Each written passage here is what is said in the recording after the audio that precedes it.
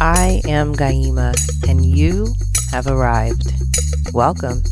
Spend some time. It's the Gayima Show. Are you ready? Are you ready? It's the Gayima Show. You better get ready. Open up your heart. Open up your heart. Get ready. Get ready. Open up your mind. Open up your mind. Get ready. It's the Gayima Show. Are you ready? Are you ready?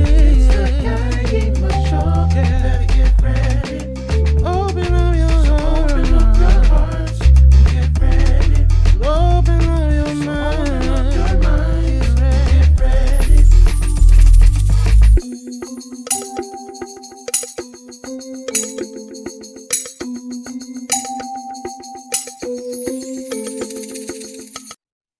Now it's better. Oh, okay. Yeah. Now it's better. Yeah. Okay, cool. Hi, Justa. Justa, I heard you protested, and it was your first protest in life. Let us know in the comments. Girl, how was it? I saw the photos. Christina, did you go out and protest? I did not go out and protest because I know that that's not the role that I can in. But I'm trying to serve in other ways, trying to find other ways to serve and support people who are protesting. Absolutely. Yeah. I'm mindful of it, of what I can do to help. So. No, I think it's really important that people understand where their strengths are, and they try to do what they can based on their strengths.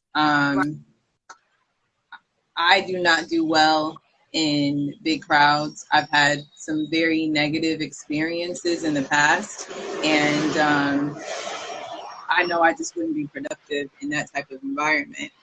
Yeah. So, yeah. One of the things that I think when we started really kind of dealing with the conversations because of COVID, we had talked very early on in one of my first or second sessions about how important it would be to really start to implement regular practices, your daily regimen of, getting quiet and controlling your breath and getting to a space and a place where you can kind of like calm down and reduce like the daily anxiety that people were really starting to feel because of the fact that COVID, had just thrown everything out of whack. Whatever was normal was no longer normal. Hey, Mary, thanks for joining. And, we just really were just trying to we were in the very early stages of trying to figure it out. And one of the things that I really appreciated and found really to be helpful was joining one of your afternoon sessions where you literally would take like 15 minutes and teach intentional breathing, like intentional breaths. So I wanted to definitely, this week, I feel like there's no time like the present to really dive into this and, talk through the process, because I think a lot of people, they hear about meditation and they still associate it with it being some sort of namaste cliche type of practice, as opposed to something that they can really benefit from and incorporate into their daily regimen. Mm-hmm. So if you could please, just kind of share your philosophy around it, how you got started, and then after that we can kind of get into the technical aspect. Sure. Yeah. So I got started in yoga because of my own breathing was off. I feel like I shared this story, but when I first started yoga, I was having panic attacks around the time almost 4 years ago. I was having panic attacks, and I did not want to be put on medication because I felt like, this is something I can handle. Let me see if I can handle it on my own first. And me and Kristen actually went to a yoga class. It was like this random I won't go into the details of the yoga class, or it was random. But the one thing that I learned from that yoga class was how to breathe properly. And I think that's thing that I've carried with me forever, because I was a backwards breather. And so I was breathing. So when you breathe properly, when you inhale, the stomach goes out. And then when you exhale, the stomach relaxes. But I was breathing the opposite. So when I would inhale, my stomach would go in as if I was trying to get air into my body. Oh. When I would exhale, then my stomach would get big, if that makes sense. Since I've been teaching yoga and breathing, I think that a lot of people are breathers and they don't realize it because they've never been taught the proper way to breathe. So I think that's why you're taking notes, like backwards breathing. But it's a passion of mine to teach people how to breathe properly. And once you are breathing properly, it can help balance every body and your mental. So let me get this straight, because I honestly, in this moment, I don't think I've ever, or if you said it, it did not land and I did not receive it.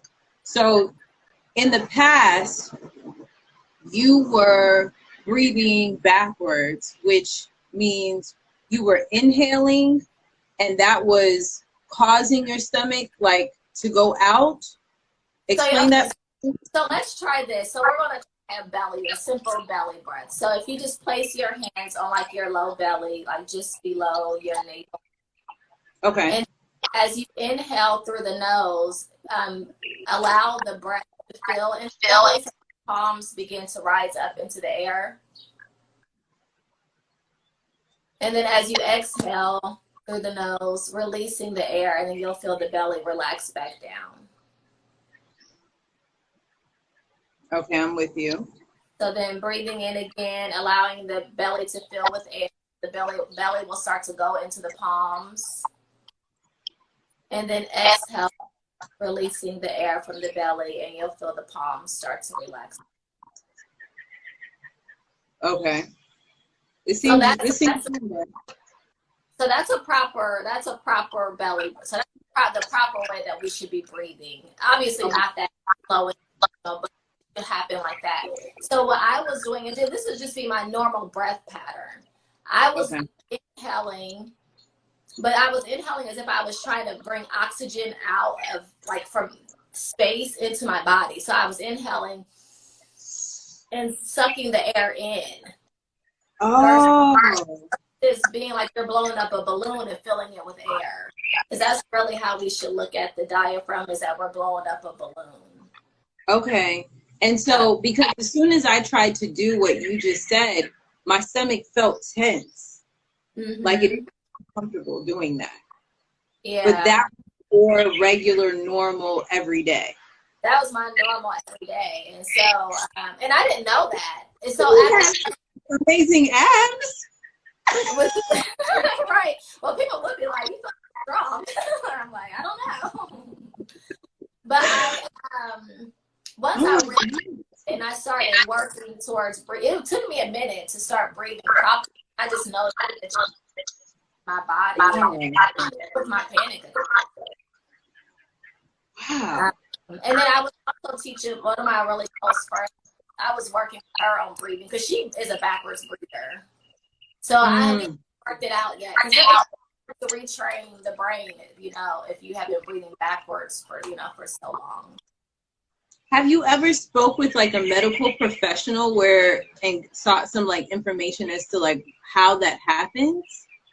Well, so what I've read, I haven't spoken to an actual medical professional. I've like researched it, and it just talks about like most people, the way that we breathe as newborns when we first come out of the womb is like that's how we should still be breathing. But most people are not breathing like that because that's your automatic response. So a lot of people are not breathing the way that they were when they came out of the womb. Like most people are backwards breathers, and they probably don't realize that they are, and it could be causing anxiety, panic attacks, which makes so much sense. Mm-hmm.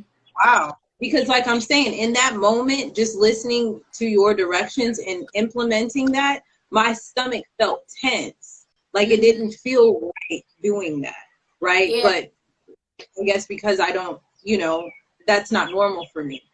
But imagine like if you learned that early on as a child, your body is very like capable of adjusting to anything.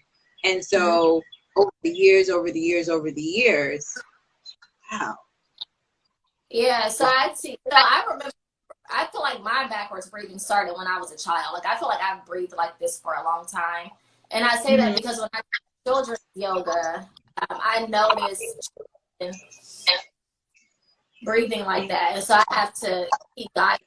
But with practice, they'll start to breathe properly. And that's like, those are like third graders that are already breathing. So you're seeing it. So when you're seeing it with like your child students, is there anything that you think may be attributed to why they're breathing like that? Because even you kind of doing like that, it kind of reminds me of being afraid. Reaction to fear would be to kind of tense up and your breath would quicken and whatnot. And then if you think about it, if you're feeling like you don't have enough air, I feel like the brain's response is to say, let me get more air in. How can I get more air in? So I think it's kind of automatic response. Like you're trying to, the only way your brain can do it, unless, your brain train on how to breath within yourself. Wow. That's really profound. Okay. So definitely a lesson learned. There may be people that are around you who literally are breathing backwards, and just having the conversations with them, like, how are you breathing, could literally change their life the way that yours changed by attending that one yoga class. Absolutely. That's amazing. Okay. Yeah. All right. So like, of course, all of us are on social media. One of the things that Koku and I were talking about earlier in the week was how, while all of the information, we're learning a lot, we're seeing a lot, but I think we have to be very careful about what we're calling protest porn, where there's so much content around what's happening at a lot of these protests around the country. And now our brain is becoming like programmed, like to go for it and like get swept into these like never ending holes, if you will, of all of the content that's out there. And some of it can make you, oh my God. And so I don't know if how many people are really conscious and aware of what their body's responding to when they're going through consuming all of this traumatic imagery and video footage and audio and so on and so forth, So I'm like, we got to get to a point, like in those moments, I'm not saying don't consume the information, but we've got to get to a point, I think, where we're conscious about, okay, how do we balance that out? We were all the way out here dealing with all of this really traumatic information, but it's necessary information for most of us to take in. But how do we get ourselves centered back? Right. And I think having a breath practice or mindfulness practices can help you to become still and calm so that you can listen to your body and how your body responds when you are, like you said, taking in too much information. Because I think a lot of times we don't slow down enough to really feel in and listen to see how our bodies are responding to stress or secondhand trauma. We don't really, unless we're calm and we're listening to our bodies, you may not really notice what it looks like for us. Right. So what do you suggest? What are you doing yourself for, in this particular time? Like what intentional actions or activities are you implementing into your regimen? So I've been trying to do, and I actually just did a blog post, a live video last week about 10 ways to stay grounded. Because I think it's really hard time. Well, I know it has been for me, someone who practices meditation. It has been really sit for 15 minutes and even meditate. So I've been trying to really incorporate mindfulness practices just throughout the day. So like before I got on the live, I made a cup of tea. I was just drinking tea, because drinking anything warm, I always say tea, just be very meditative, just from the pouring of the tea, watching it turn brown, and then even the drinking. So try to think of other things like that. Being mindful of the music that I'm doing. I'm sorry, I think it froze, Gayima. Did you say something else? No. Go ahead. And then let's see what else. Being mindful of music. So like I try to start my mornings off with soft music. So like I'll do like listening on Apple Music, like to singing bowls or yoga meditation music or jazz, or even binaural beats. I just started listening to that. So I try to just warm up my brain to listening to like faster, music. And that really helps to kind of set the tone for my day too. And then let's see, what else do I incorporate? I try to get outside at least once a day. I haven't been outside yet, but I'll probably go out the patio and get outside. Oh no, girl, you need to get there immediately. You see where I am. So I'm like, now I'm going to go out. So I just try to find small things to do that, and just be mindful, and also just slowing down. Eating dinner or having the TV turned off when you're eating, just kind of taking those mindful moments to, decompress. Even if you don't feel like you need to decompress, you probably do need to. And then once you do it, you'll see, like, I really did need that. So. Okay, so I definitely wanted to shout out some folks that have joined. Thank you guys so much. I see, Hey Mother, Today We Grind, Buddy Love Pride, Mary J. Sawyer, and a couple of things that I see that they have commented on. One person mentioned that they actually are a backwards breather as well. They just realized that they've never really thought too much about it. Another person mentioned that they use the Calm app, CALM, and it's free right now, and that also is helpful for them. Okay. So I think that's good. So definitely we'll have to check out that. Are you familiar with the Calm app? I've never used it, but I've seen a lot of advertisement for it. Okay. So one of the lives I know that I was able to join a few weeks back, I thought was really helpful for me. I think it was like God-given, because that particular day was like, and you had like a breath count that you do.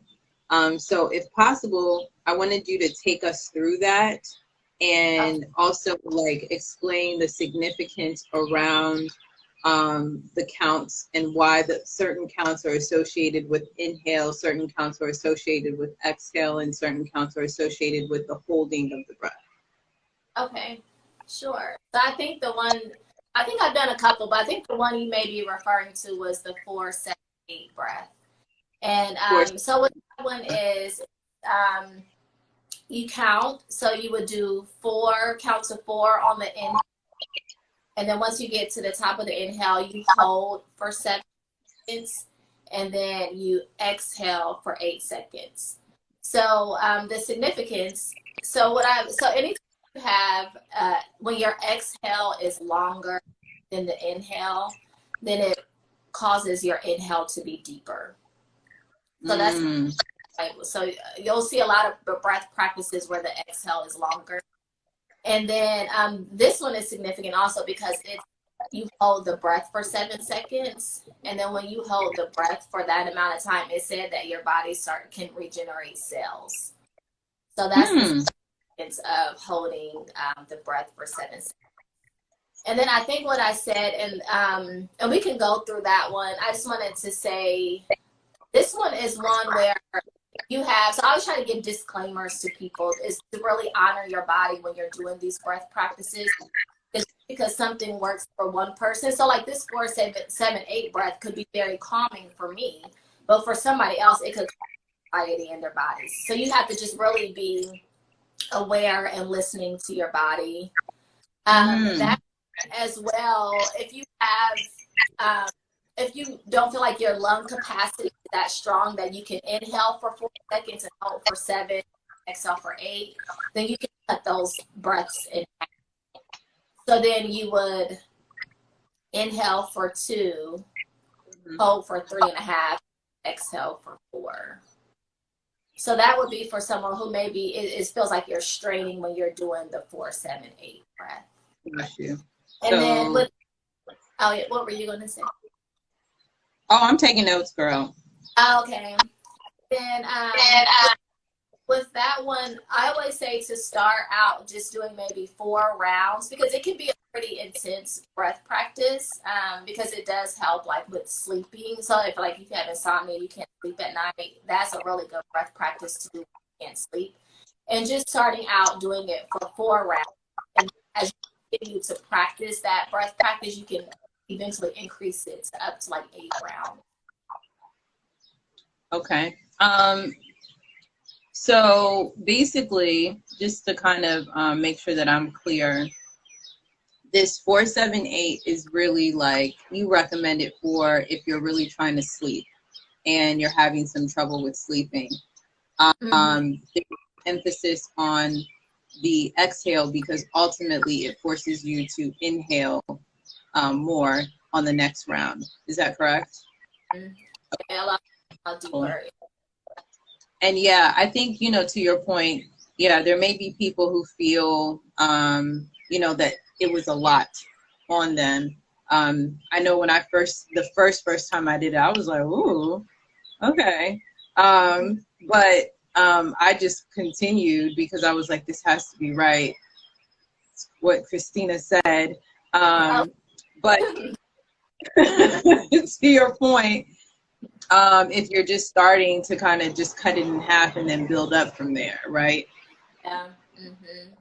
That makes a lot of sense. And then okay. Another thing I didn't add also is doing in between the 4, 7, 8. So doing a normal breath. So that is something else that also helps. So you're not becoming too lightheaded. So if you do a couple rounds of normal breath and then start it again. And if you're feeling a lot brain, then maybe doing more rounds of normal breath before you go back into that actual 4, 7, 8. Okay. That's good to know. Okay. I'm finding, I don't know if any of you on may have experienced this as well. I find like I'm more interested in doing these breathing rounds, if you will, when I'm coming out of the grocery store. And I'm like very intentional about making sure the windows are down, you know, now that it's hot and it's trapping that level of heat and whatnot. So clearing out the air.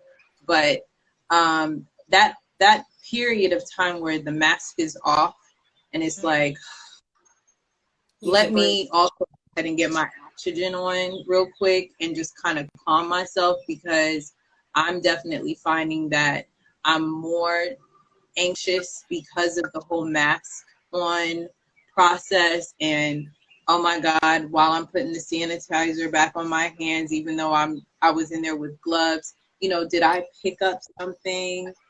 You know, I feel like my mind is working that way, and it of course never worked that way before.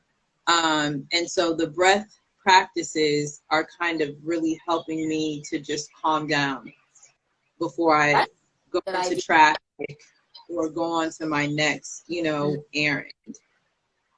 Yeah, that's a good idea to do it after the store, because I feel like when I leave the store, like I am the most like, irritated. It's just so many emotions going on. Like, but once I take that mask off, I'm irritated because I mask and people when they're talking to me. Then, like you said, the other part is, did I carry germs home? Do I have hands? Or yeah, so that's a good idea to do those practices when you leave out a situation. That's like helping me to be less knee-jerk. Like when I was first coming in the house, you know, and let's say my mom would have questions or my sister, like, I'm like, well, I don't know why y'all talking to me. Like, why are y'all talking to me? And they're looking at me like, you just came from the, like, why wouldn't we talk to you?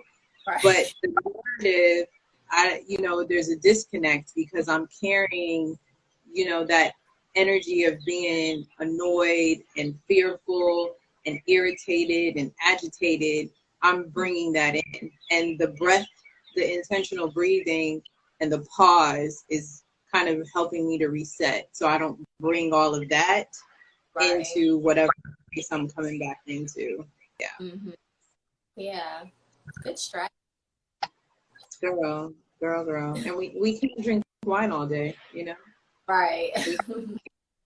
I would love to. It would. But we cannot. Okay. What are some of the other breathing patterns, practices that you would recommend?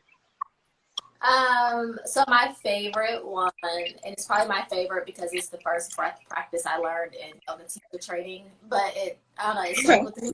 It's the 3-part breath.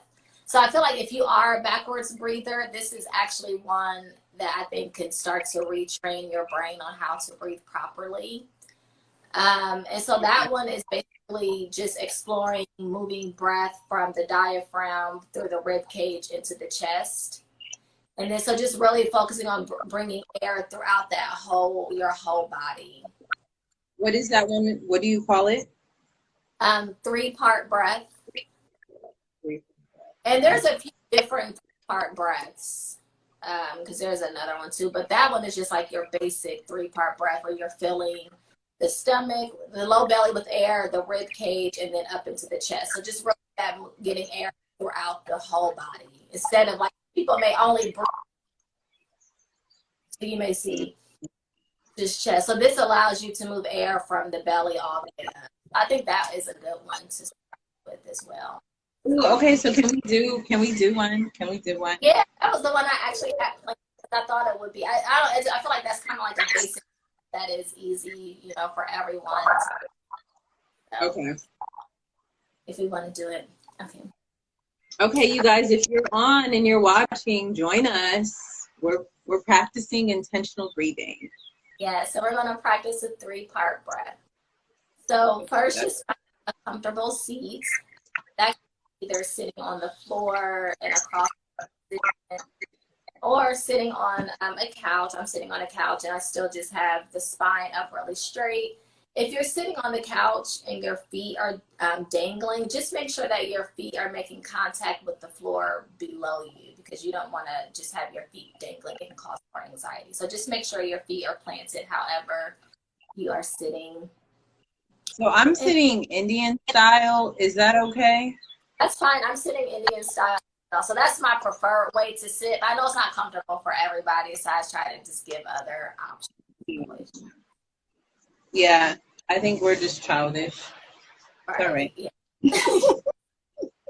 And then eyes can be open or closed, or you can just do a low gaze. Okay. Breath, you can also lie down on your back if you want to lie down.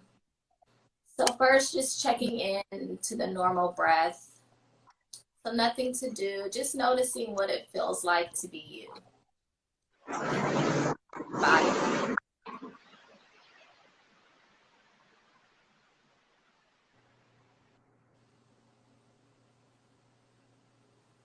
And then as you're ready, you may place both palms below belly, below the ball.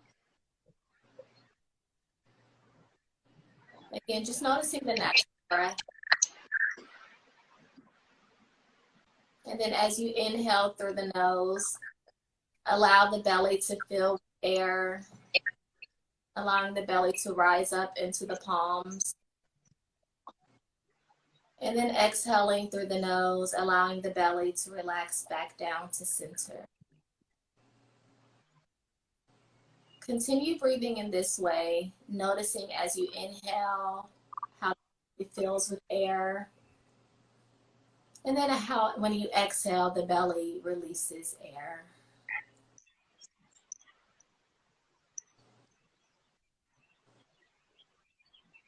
Then place both hands on the page.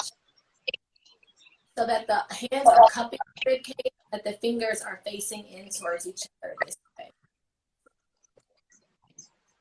And then as you inhale, Rib cage. through the nose, allowing air to fill into the rib cage. You may even notice the ribs beginning to rise and spread up into the palms. And then exhaling, releasing the air from the rib cage to settle back into. Continue breathing in that way. As you inhale, filling the rib cage with air, ribs are going out into the palm. And as you exhale, air is released from the rib cage.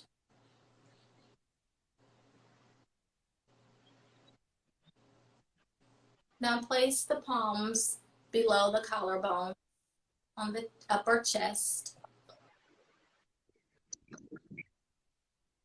And then now breathing in through the nose, bringing air all the way up to the chest. And you may notice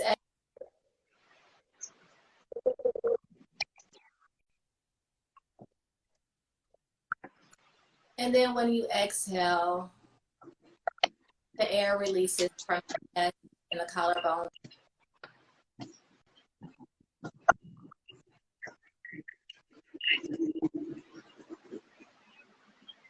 Can we do that one again?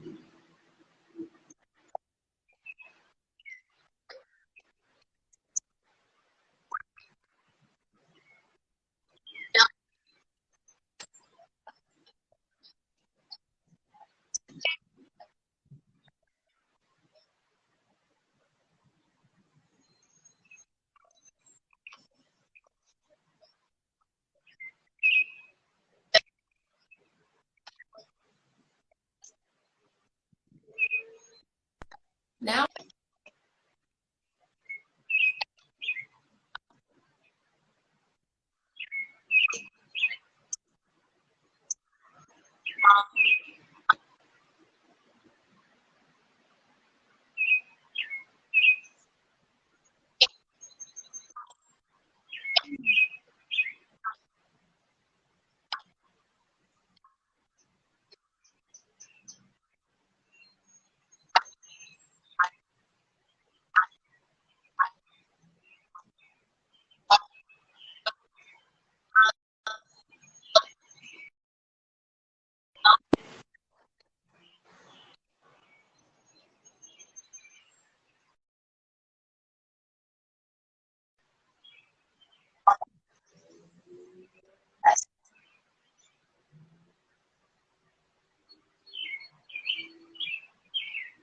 I feel so much more relaxed. Oh, are you not? Let me bring you back.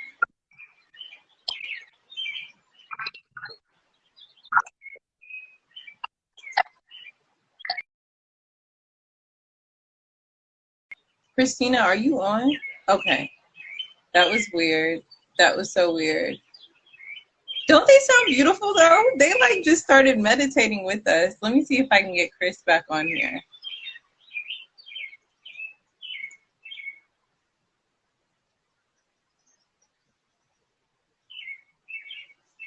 Hey, Demetrius.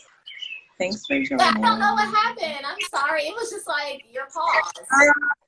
It's so weird. And then I was like overcome because my birds really was like, what y'all doing? They got so loud. I think the birds like I own them. Right.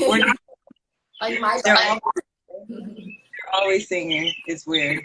Okay, so can we do this last one again? Because yeah, there was definitely like technological disturbance, but I feel it, and I think the birds were too.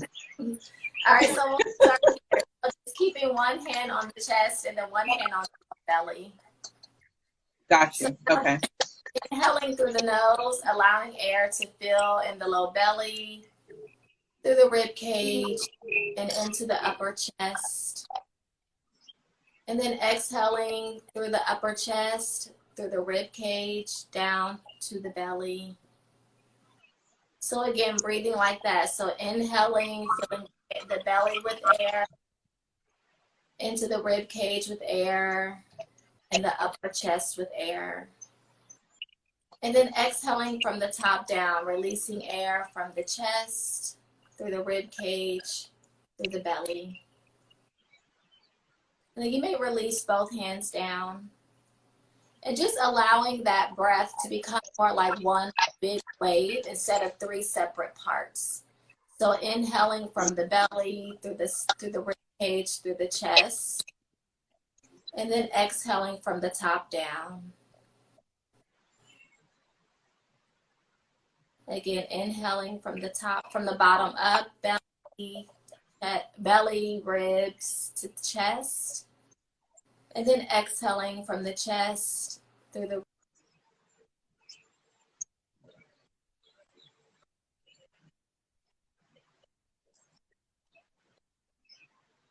Yo, that might be my favorite one.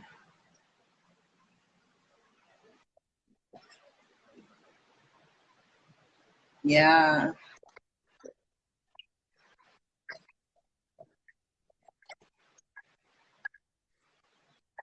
I feel like I would love to know how you guys on here feel. Like, I feel like everything just opened up.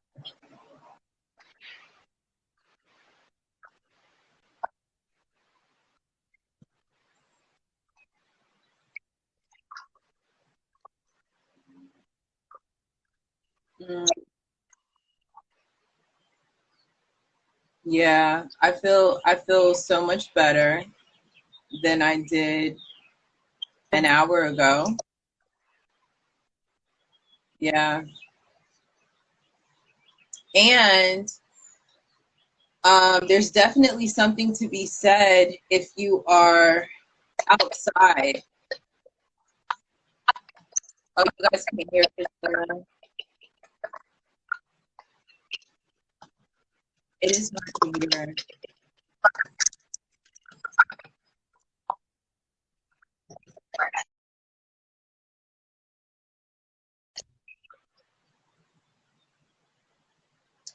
Okay, guys, so we're having some technical difficulties on Christina's end. I don't know where you guys are in the world. There were a couple of major storms today.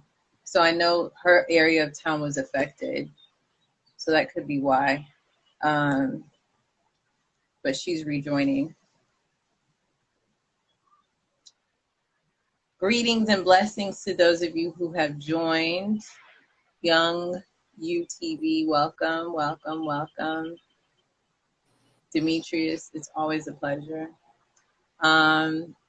We are practicing intentional breathing, really trying to quiet it down, given everything that's going on in the world.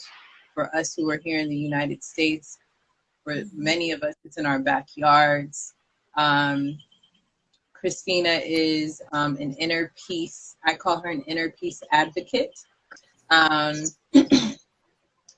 Certified yoga teacher, and is really helping us with understanding how we can intentionally breathe better and incorporate that into our daily regimens, especially during these times that we're in with COVID, with what we're dealing with our response to no more police brutality, and just the fact that there are different parts of our regular lives now that have been really taken over by anxiety, high moments of anxiety, a lot of intense moments. We do need to find a way to practice our peace amidst all of this. It doesn't mean the problem goes away. It means we're finding different ways to intentionally build and strengthen our mental fortitude. And I am, a huge advocate for prayer and meditation. And part of, I think, successfully meditating is managing your breath. Am I wrong? No, absolutely. I think so. I mean, I think that's the first, Christina? that's the key. Can you hear me? Yeah. Okay. No, yeah, I think that's the key to meditation, because that's really what it is. It's breathing. So if you already have that, like starting with the 3-part breath practice, at least getting your breathing proper, then I think going into meditation, it can be easier. Right, right. So, so just to kind of recap for those who recently joined, you know, we touched on the breathing technique 4-7-8, where you basically inhale for 4 seconds, hold for 7 seconds, exhale for 8 seconds. Christina mentioned how, you know, if that is intense for your breathing pattern, maybe kind of tough in the initial phases, you can either cut that down in half and take it from 4 to 2, from 7 to 3.5, from 8 to 4. And you can also incorporate regular breathing in between your rounds of doing the 4-7-8 practice. But the goal is to do at least 2, maybe as much as 4 rounds of that to help to calm your breathing and control your breathing. The one that we were just covering before the connection kind of messed up was the, Christina, define it for me again. The 3-part breath. 3-part breath.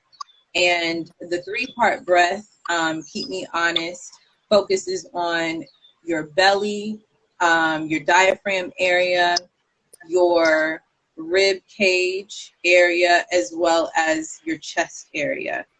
And the goal is to bring all of that breathing intentionally together, but to be mindful of how it is separate.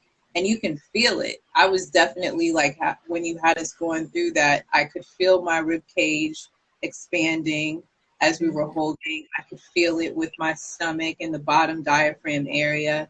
And definitely, I don't know, is there something, a method as to like when you put your hand on your chest, what happens to you in that moment?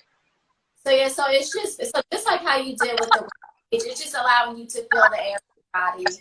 So it may be that more practice in feeling the air in the body that you begin to feel it. So like when I do mine, I can feel my collarbone rise and spread when I breathe into my chest. So that's really that's really what the hands are for, so you can actually feel the air in your body moving. Okay, very good. Yeah, and I felt that. I felt that. Yeah. I feel like also my pet birds felt it. They went crazy when we got to that level. I missed half of it though. Listen, I'm beginning to think that we live in an enchanted forest, because every day it's something. The birds will go crazy. People will call me and they're like, "Where are you? You sound like you're in the middle of a forest." And I'll just be like, just be out there or something.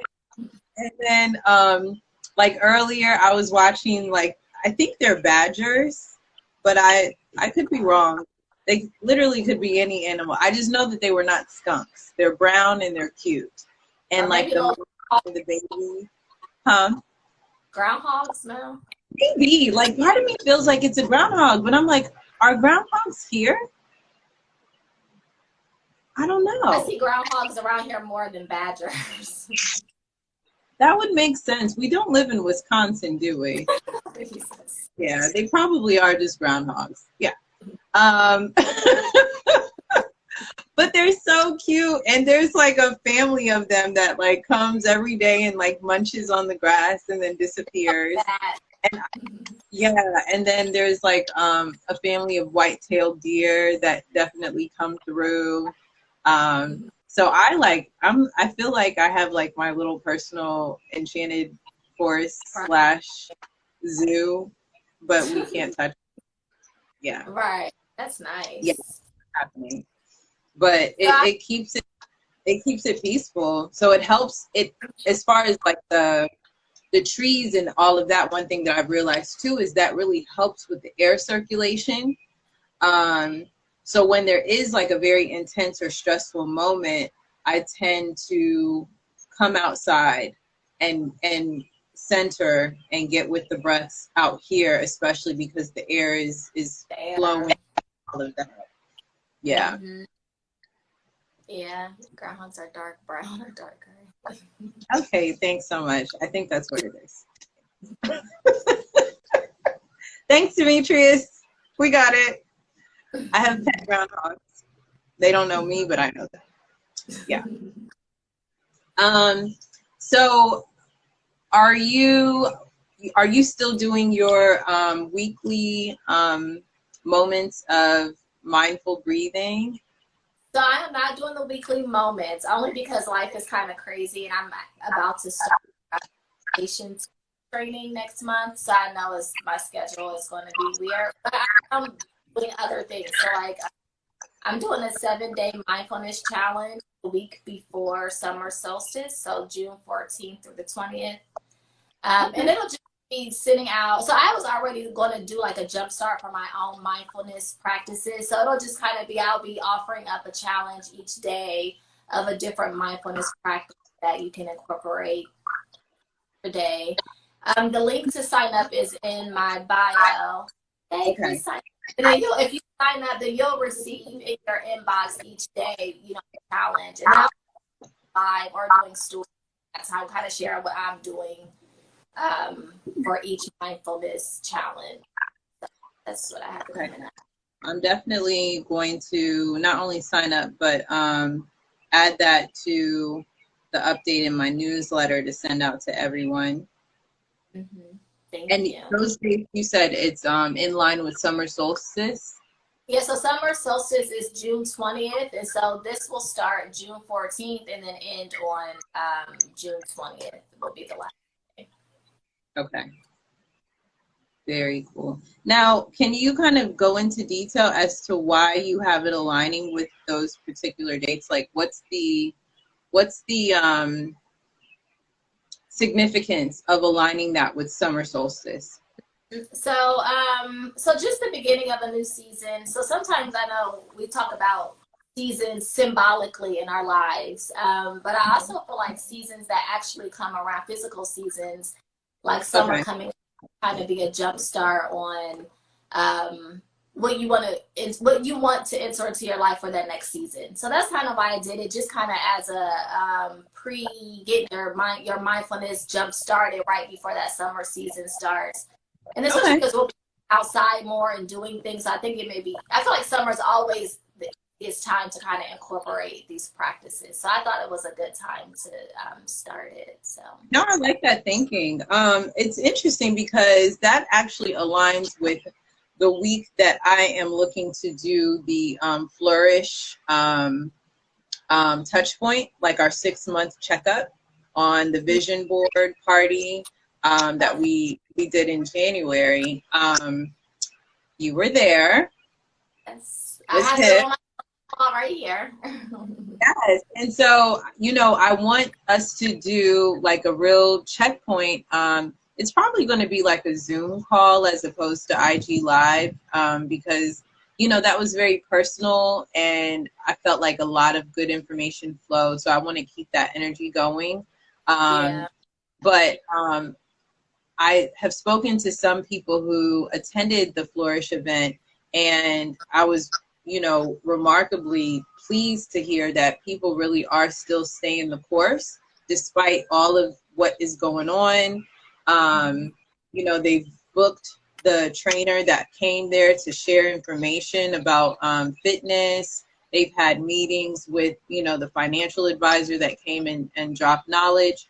So I just, I want to make sure that we're definitely still connected and having these conversations.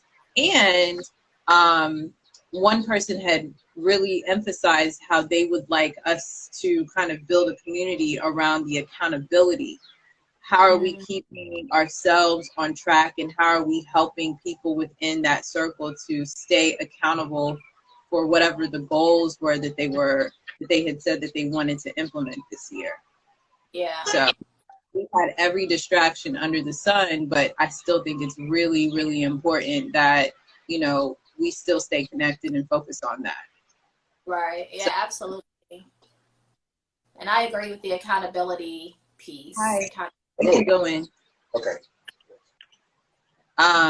Yeah, so that time period is actually kind of significant too, right? Because we're getting ready to start the summer, the second half of the year, so on and so forth.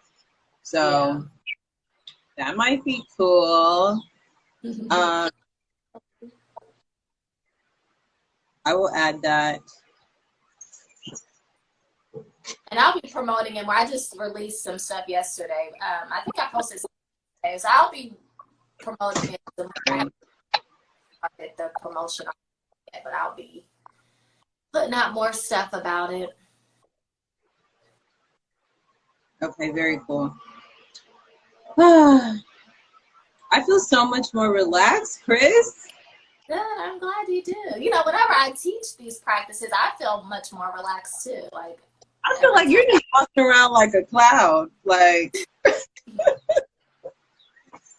you're just out here like, hello. Right. I see someone said that they have signed up. Very cool. So you've had some people sign up. Thanks to those who have joined us. Is there any advice that you would give to anyone on specifically in regards to, you know, the trying times that we're in, whether you are really stressed about COVID, you're stressed about the social injustice and all of the uprising around that, you're stressed about both, you know, you're stressed about the in-between. What would you advise people, you know, to really practice doing to kind of get themselves in balance? Yeah, I would say, I know this is probably like a general statement, but practice self-care. And so whatever that means for you, like, don't feel like it has to be one way. So just because someone does self-care, like I drink tea, that works for me. It may not work for you. Maybe you need to have hot cocoa. So just really individualize or personalize your self-care to you. And I guess just take time to really explore different options of self-care. And that's why I wanted to do the mindfulness challenge, because I want to give people different tools that they can kind of keep going forward. You know, so it's not like you have to be in front of a meditation teacher every time you want to do a breath practice, but you know, you can start incorporating these ways. So exploring different options of what you can put into your own personal toolbox. I think it's important. And then don't showing up when you're ready, not when people want you to. So I think me and Kristen were having a conversation about this the other day. Keep that. You cut out a little bit. I would say sometimes self-care is showing up ready and not when people expect you to. So like just thinking of hold on, let me when. And so I was just thinking of like when everything first happened with the riots and the killings and the police killings, and you know, everyone's like, so me and Kristen were talking and she's like, I haven't said anything yet because I don't really get into like these racial or political conversations on social media, but at the same time I feel like I should, you know. So we were kind of having a general conversation, and I think that we have to show up what feels best for us. So like for me, I feel like I show up and just offering peace and mindfulness to the world. Like that's how I play my part. It may not necessarily be saying arrest the police. You know, I may feel that in my heart, but I may show up on social media in a different way. And I think that's okay. So I think doing what is best for you and not feeling pressure to do what other people are doing. Like, I just think that that's the most important, being authentic to yourself.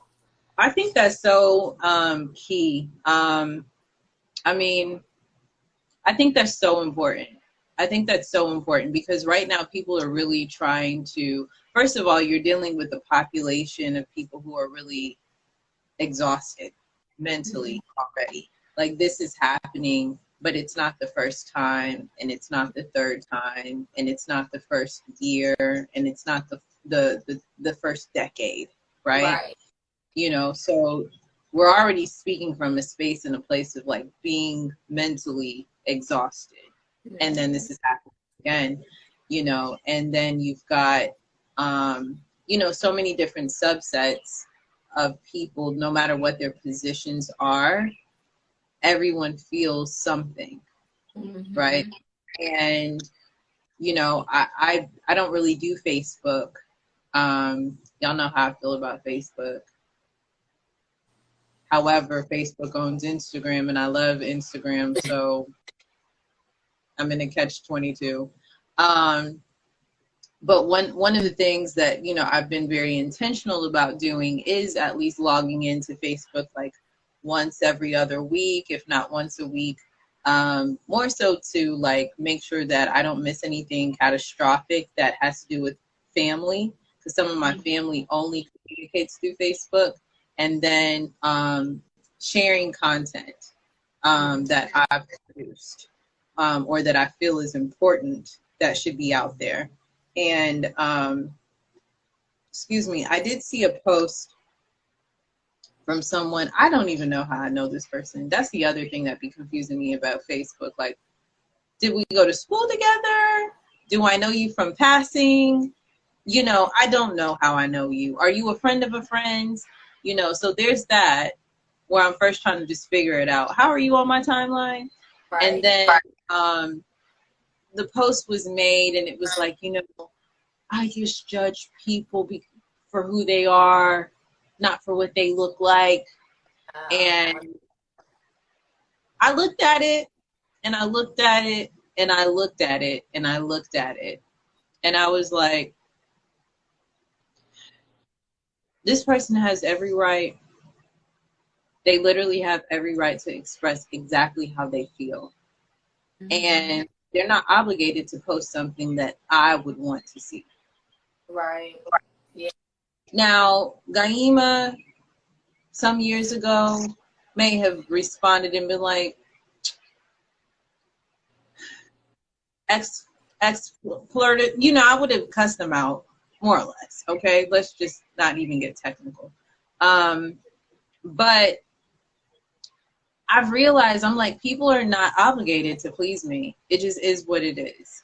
And I'm not obligated to please them. At some point, we get to a point where we respect each other and we respect that.